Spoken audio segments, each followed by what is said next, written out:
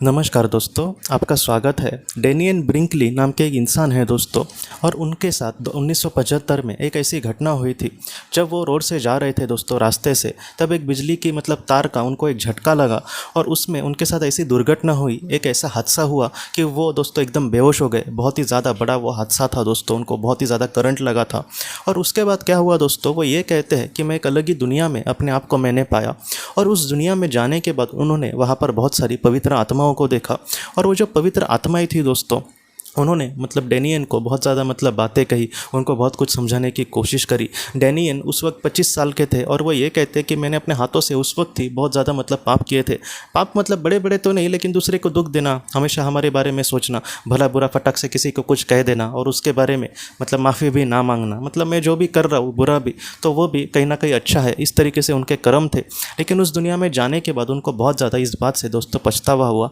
और उसके बाद डेनियन ये कहते हैं कि उस दुनिया में जाने के बाद मेरे मन में बहुत सारे सवाल थे। जैसे हम भी किसी एक नई जगह पर जाए तो हमारे मन में ढेरों सारे सवाल होंगे कि मैं कहाँ पर हूँ, आगे मेरा क्या होगा, ये जो पवित्र आत्माएं हैं वो मेरी किस तरीके से मदद कर सकते हैं, मैं ऐसे वक्त में आखिर क्या करूं, मुझे कुछ भी समझ नहीं आ रहा।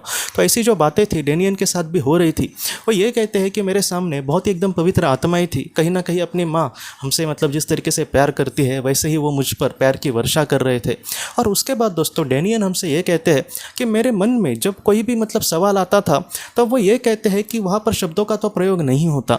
मेरे मन में जो भी जैसे कोई सवाल आ रहा है कि मैं आखिर कहाँ हूँ, तो ऐसे वक्त में वो जो विचार थे वो उस पवित्र आत्मा तक तुरंत पहुंच जाते थे। मैंने भेजे नहीं, मेरे बस मन में सवाल आया है, वो तुरंत उन तक पहुंचते थे। और वो ये कहते हैं कि मेरे मन में वो सवाल आया कि आया, तुरंत उसका वहाँ से जवाब भी मिलता था। सिर्फ विचार उन तक नहीं पहुँच रहे, बल्कि जो पवित्र आत्माएं है तब तक उनको उसका जवाब भी देकर पूरा होता था। आप सोचिए दोस्तों कि जिस तरीके से हम आज भी बात करते हैं कि मैं इतना प्रार्थना करता हूँ, मुझे उसका कुछ भी फल नहीं मिलता, लेकिन उस दुनिया में ऐसा नहीं है दोस्तों। उस दुनिया में हमारे हर एक सवाल का तुरंत हमें जवाब मिलेगा। मैंने ये भी बहुत बार सोचा है कि जैसे वहाँ पर कोई आत्मा अगर अकेली हो और वहाँ पर वो दिल से सर्वशक्तिमान ईश्वर से प्रार्थना करे, तो उसकी जो प्रार्थना है कभी भी व्यर्थ नहीं होती। कुछ सेकंड्स में ही प्रार्थना के उसके सामने उसको मदद पहुँचाई जाएगी दोस्तों। तो ये जो सारी बातें हैं वो पूरी तरीके से सच है। लेकिन यहाँ पर दो महत्वपूर्ण बातें हैं कि अगर कोई मध्यम स्तर की आत्मा हो या फिर उच्च स्तर की, तो उसी को ऐसी परिस्थिति वहाँ पर हो सकती है, उसी को तुरंत मदद मिल सकती है।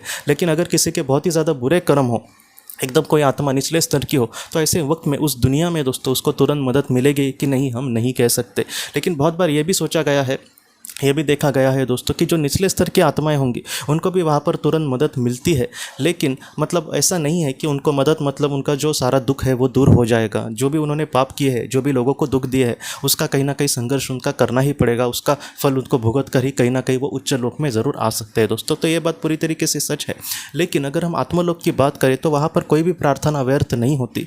बहुत लोग ये भी कहेंगे दोस्तों कि पृथ्वी पर हम दिल से इतना भगवान का पूजा पाठ करते हैं तो उसका कोई भी हमें रिजल्ट नहीं मिला, मेरा तो बुरा ही होता जा रहा है। तो इससे इसका जवाब यही है दोस्तों कि पृथ्वी का जो जीवन है, खुर्शीद भावनगरी जी ने भी कहा है कि ये संघर्षमय ही जीवन है। यहाँ पर हम सुख की कल्पना नहीं कर सकते। सुख आया फिर भी वो कुछ साल टिकेगा ज़्यादा से ज़्यादा, या फिर कुछ महीने टिकेगा, बाद में दुख ही आएंगे। इसलिए जो शाश्वत है, जो हमेशा सत्य रहेगा, उसके पीछे हमें भागने की कोशिश करनी होगी जितना हो सके। आज मैं किसी के साथ बुरा नहीं कर रहा, हमें आज खुश हूँ, लेकिन फिर भी किसी के साथ बुरा नहीं कर रहा। लेकिन मैं इस दुनिया से जब चला जाऊँगा तब कम से कम मुझ पर कोई उंगली नहीं उठाएगा कि मैंने किसी के साथ बुरा किया, मैंने कोई स्वार्थ से कर्म किए। तो इस तरीके से हमारी सोच होनी चाहिए।